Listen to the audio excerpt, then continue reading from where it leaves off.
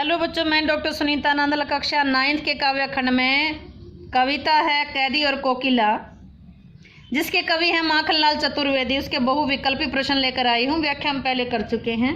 प्रश्न देखिएगा, कैदी और कोकिला कविता के कवि का क्या नाम है? कविता है कैदी और कोकिला। कवि कौन है? माखनलाल चतुर्वेदी।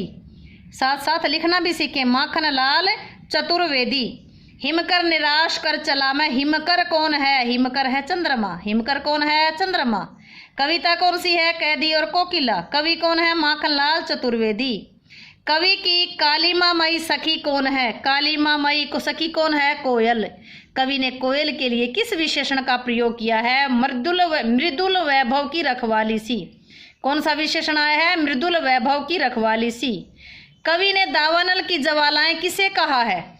दावानल जंगल की आग की जो लपटें हैं, ज्वालाएं, वो किसको कहा है? प्रतंत्रता को, गुलामी को। प्रतंत्रता किसका विपरीत है? स्वतंत्रता का। वेदना बोझ वाली सी में कौन सा अलंकार है? सा से सी तुलना की गई हो, वह उपमा अलंकार है। वेदना बोझ वाली सी में कौन सा अलंकार है? उपमा। कवि ने दावानल की ज्वालाएं किसको कहा है? प्रतंत्रता को।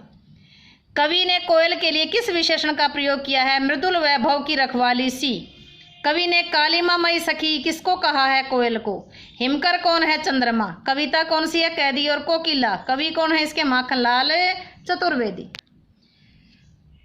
दावानल कौन सी आग होती है? जंगल की आग होती है। जठरानल पेट की आग होती है। दावानल अनल आग होती है। दाव जमानल, दावानल जंगल की आग होती है। कवि ने कौन से गहने पहने हुए हैं? हथकड़ी। कौन से गहने हैं? हथकड़ी, क्योंकि कवि तो जेल में था। चुपचाप मधुर विद्रोह बीज भांति बो रही क्यों हो, मैं अलंकार है रूपक। विद्रोह रूपी बीज रूपक अलंकार है। कवि को पहरेदार की आवाज किस जैसी भयंकर लगती है? नागिन की, सांपिन की तरह लगती है।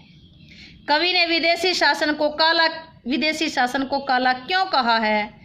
काला क्या कहा है? विदेशी शासन क्या है? काला संकट रूपी सागर है। विदेशी शासन को काला क्या कहा गया है? क्वेश्चन थोड़ा सा ठीक नहीं बन रहा। विदेशी शासन को काला संकट रूपी सागर कहा है। विदेशी शासन को काला संकट रूपी सागर कहा है। कवि का जेल रूपी संसार कितने फुट का था? 10 फुट का संसार। कविता याद करें, 13 नंबर में संचार, मेरा 10 फुट का संसार। कवि का हृदय क्या कर रहा है? रणभेरी बजा रहा तिस पर रणभेरी। कवि का हृदय क्या कर रहा है? रणभेरी बजा रहा है। कवि ने मोहन किसे कहा है? महात्मा गांधी को मोहन का। किसको कहा है? महात्मा गांधी को।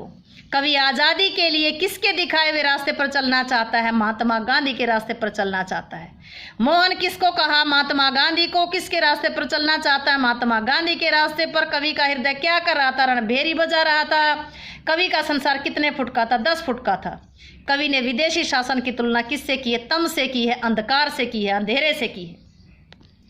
दावानल जंगल की आग है। गहने पहने थे हथकड़ी। विद्रोह बीज में कौन सा अलंकार था? रूपक था। कैसी आवाज? उनकी भयंकर आवाज। किस जैसी भयंकर आवाज थी? पहरेदारों की, नागिन जैसी। विदेशी शासन को क्या कहा? संकट रूपी सागर कहा। जेल में कितने फुट का संसार था? 10 फुट का। कवि का हृदय क्या कर रहा था? रणभेरी बजा रहा था। मोहन किसको कहा? महात्मा गांधी को। और किसके रास्ते पर चलना चाहता था? महात्मा गांधी के। कवि ने विदेशी शासन की तुलना किससे की है? तम से की है, अंधकार से की है।